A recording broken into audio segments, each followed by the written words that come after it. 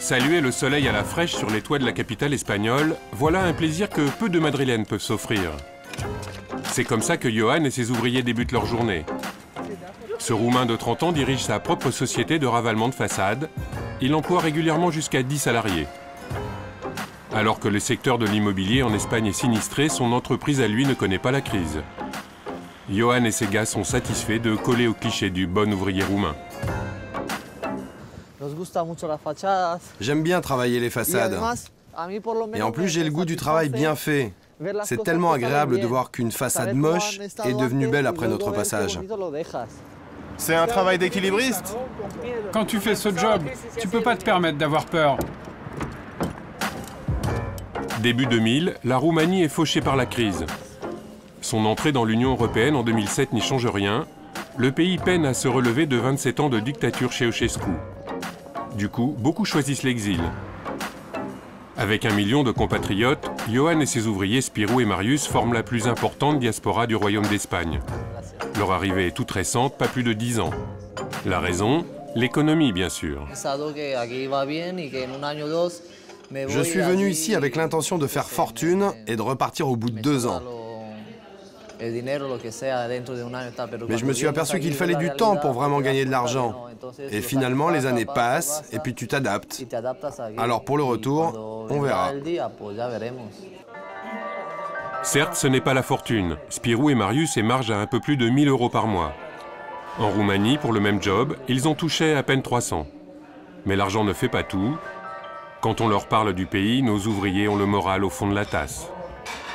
En Roumanie, certes, tu gagnes moins d'argent, mais tu es plus entouré, tu as la famille, les amis, tu te sens vraiment mieux. La famille qui est loin de toi, toutes ces choses, c'est vraiment douloureux. T'as mal où?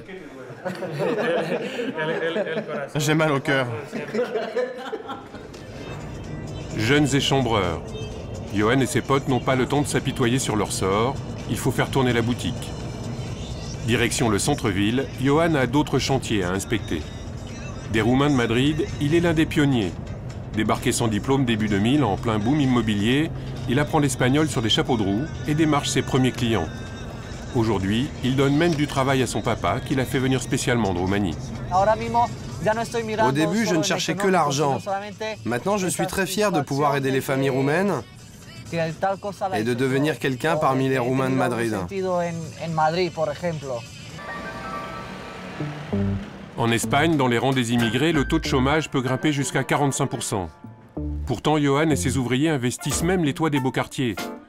Son miracle économique à lui, un carnet de commandes qui ne désemplit pas.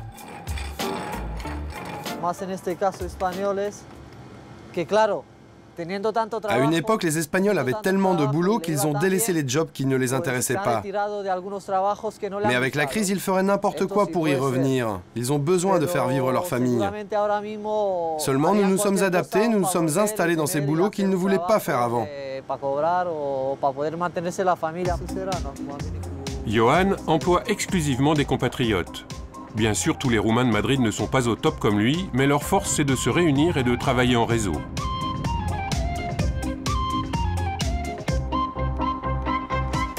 Bienvenue à Coslada, à 10 km de la capitale. Dans cette cité dortoir sans charme, près d'1 habitant sur 2 est roumain. Un véritable Little Bucarest. La Plaza del Sol est rebaptisée Place des Roumains par les Espagnols. C'est ici que nous rencontrons César. Venu de Roumanie il y a 7 ans, il vivote en travaillant, souvent au noir, sur les chantiers. Pour lui, si les Roumains de Coslada vivent en vase clos, la raison est simple. Une journée de travail pour un Roumain, ça se résume à quitter la maison à 7 h du matin pour prendre le train ou le métro, bosser et rentrer chez soi vers 21 h.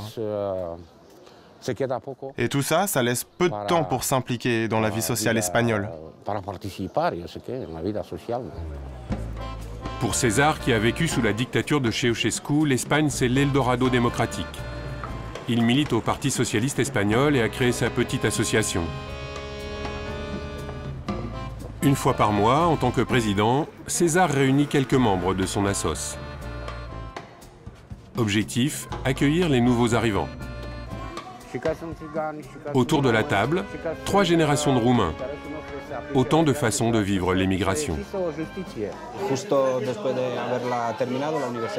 Après l'université en Roumanie, j'ai travaillé au ministère du Travail, au département des Affaires sociales. Et une fois arrivé en Espagne, comme tout le monde, j'ai dû me résoudre à accepter des petits boulots sans qualification. Et ça, personnellement, ça m'a beaucoup coûté. Dacă tu îți vezi copiii crescând aici și apoi să te întorci în țară, care e planul tău pentru viitor? Eu cred că România se poate reabilita. Încă mai sper la asta. Pues no sé, nosotros no vemos a nuestros hijos crecer aquí y tampoco hacer una familia aquí. Pues nuestro país es nuestro país. Ça ne fait pas longtemps qu'ils sont là. Mais plus tu restes ici, plus tu changes d'avis. J'ai vu ça chez tout le monde. La première année, ils pensent qu'ils vont rentrer en Roumanie. Mais au final, ils se ravissent tous. Précarisés par la crise espagnole, certains ont tenté le retour au pays. Mais en Roumanie, la croissance est négative et le coût de la vie, plus 6% l'an dernier, ne cesse d'augmenter. Résultat, retour à la case Espagne. Heureusement, les Roumains ne se sentent pas si mal en terre ibérique. Plus latin que slave, les deux langues sont proches l'une de l'autre. Ils rivalisent même avec les Espagnols sur leur propre terrain. Samedi 19h, en banlieue ouest de Madrid, c'est jour de foot. Johan joue dans l'équipe de la Casa Rumania. Ce soir, ils affrontent les Espagnols de Getafe. Spirou, le pote et employé de Johan, enchaîne but sur but. Au final, 7-0 dans la musette des Espagnols. L'entraîneur n'est pas peu fier de ses gars. C'est lui qui a créé la Maison de la Roumanie. Nous pensons qu'en tant qu'expatriés, ici c'est notre nouvelle maison,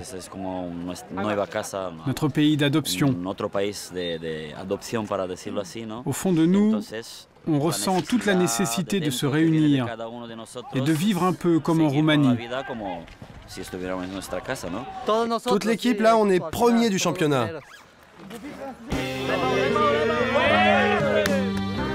La Casa Rumania, ce n'est pas qu'une équipe de foot. C'est avant tout un lieu de vie. Ici, on vient se détendre, discuter et chanter dans la langue du pays.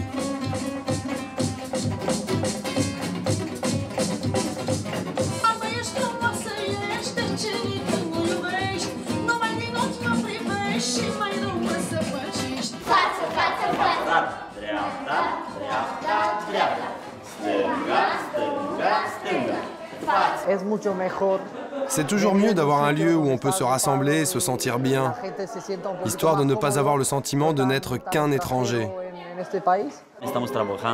On travaille pour le bien-être des gens, pour les aider à s'intégrer.